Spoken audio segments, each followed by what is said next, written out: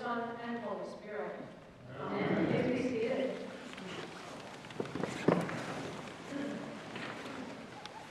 So on this Sunday that we celebrate and mark the feast of St. Matthias, what we know about St. Matthias actually is very little. Most of what we know is in our lesson from Acts today, that Matthias was basically elected, was chosen by lot to replace Judas who had betrayed Jesus. A little ecclesiastical aside, and a bit of ecclesiastical trivia regarding church polity. It is from this lesson that it was decided how bishops would be elected. And so there you have that little bit. But what we know, what the stories about Matthias are, is they are very, some have him in one part of the world ministering to cannibals who apparently did not eat him. And then the other is that he that he went to Rome and was martyred in Rome. Pastor Elizabeth Alicetti, who is the rector of St. David's Church, did a little research on Matthias and discovered that he is known to be the patron saint of alcoholics and carpenters. So there you go.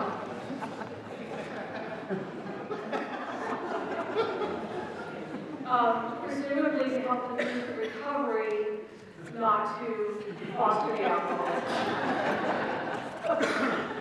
But that being said, about St. Matthias, I would propose a question to all of us today based on our gospel lesson and our other lessons. Have you ever pondered or thought about what love looks like? What does love look like? Not what does love feel like? What does love look like? A little infomercial from our friend Jesus to help us along the path to find the answer to this question. Have you been looking for joy in all the wrong places? Are you tired of being grumpy, sad, anxious, and generally dissatisfied with life and living? Do you seek joy? I came today so that my joy may be in you and so that your joy may be complete. Unlike other infomercials, it will not cost you $9.99. It will not cost you $19.99. It's free, even the shipping and handling. Are you interested? Here's all you have to do. Do not resist an evildoer. Turn the other cheek, even if they hit the other. Give your coat and your cloak. Do not deny anyone who begs of you for any reason. Keep your piety between you and God. Don't store up treasures for yourself on earth. Do not judge others. Look at your own behavior. Pray for those who harm you. Love those who hate you. Yep, that's all. In short, love one another as I have loved you, and you will know joy. This is my commandment, that you love one another as I have loved you. No one has greater love than this, than to lay down one's life for one's friends. But perhaps like the lawyer who questioned Jesus, who is my neighbor, who is my friend? And Jesus tells us the story of the Samaritan who jumped in the ditch with the man who was bleeding, who was dying. The man in the ditch is our friend. The people we don't like are our friends.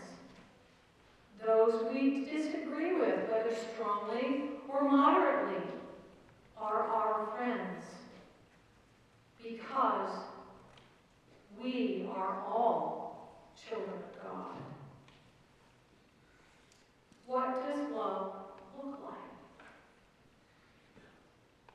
I, perhaps, in my lifetime thus far, have experienced this through my children one day, most powerfully, of what love looks like.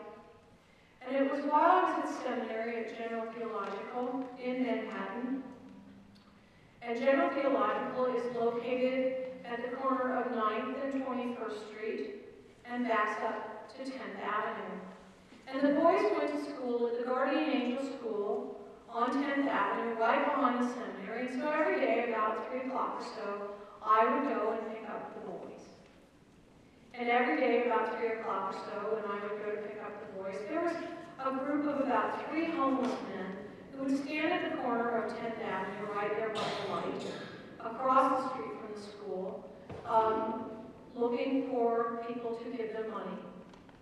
When the light changed, they would ask people to help them with money. And so I picked the boys up one day. It's a beautiful day like this. It's sunny. We're all laughing on the way home. We cross the street where the men are standing on the corner, and I greet them and say hello to them, and they say good afternoon. And Jeffrey, who was 5 at the time, and the word imp does not even begin to describe him. Jeffrey, the boys have said hello to the men, and Jeffrey stops for a minute, and he pauses, and he looks up at one of the men, and he says, "Hey, have you got a quarter?"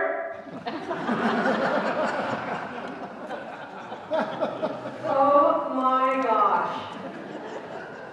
I was embarrassed. I was mortified.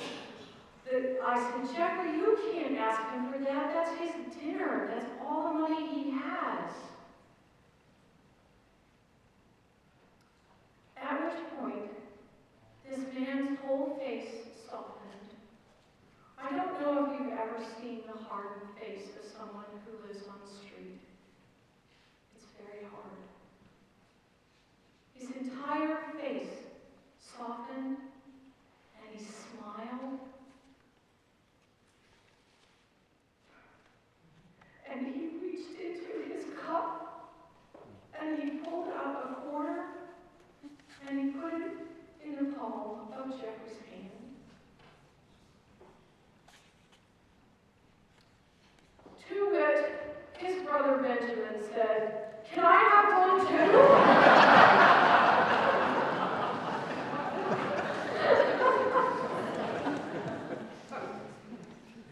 And the man smiled at Benjamin, and he reached into his cup again, and he gave Benjamin a quarter as well.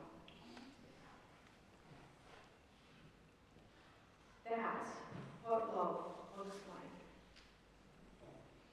To lay down one's life, one's personal needs of worrying about whether he had enough money for food or alcohol or drugs. Who knows? It doesn't matter. And the wonderful, marvelous thing about the whole experience, obviously, is that it still deeply touches my heart. But we all left sort of skipping down the sidewalk. We were laughing, and the boys were smiling. And the most wonderful thing of all is that all those men on the corner were doing the same. Because what we had all experienced in that moment was joy. It was transformational. This is my commandment, that you love one another as I have loved you. No one has greater love than this, to lay down one's life for one's friends. I have said these things to you so that my joy may be in you, and that your joy may be complete. It is through love as an action that we abide in that vine that is Jesus, and that we abide in each other through that love. What we forget is that we have have been chosen by God. Your hearts and your spirits were touched by God, and He calls you to Him. We have been chosen by God. We didn't pick Him. He chose us. And because of that, we have all been given a great and tremendous purpose with which we can live our lives, which is to love. And as we live out what it looks like to love, we bear fruits. We bear fruits that are eternal.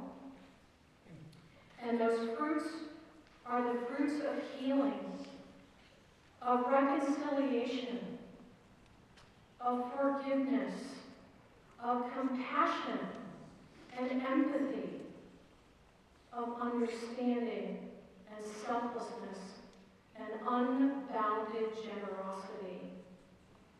And through these fruits, we discover what it means to be the redeemed of Christ. We learn that every single day holds a new promise for us that if we need it, we can start all over again. It brings to us peace that we do not otherwise have. And it brings to us joy. And joy is not simply happiness. As we've all noticed, we all know, even the youngest of us, we know that happiness comes and happiness goes. If I asked one of our younger kids, they would probably tell me at some point that the sermon's gone on too long and that they're bored. And then you'll hand them something that will make them happy, but an hour later they'll be bored again. So happiness comes and happiness goes. Joy is that feeling of peace and hope and an optimism that stays with us deep inside our hearts, even in the most difficult days. We know joy. And that's what love can bring us. Those are the fruits of our love. If you keep my commandments, that you love one another as I have loved you, you will abide in my love, so that my joy may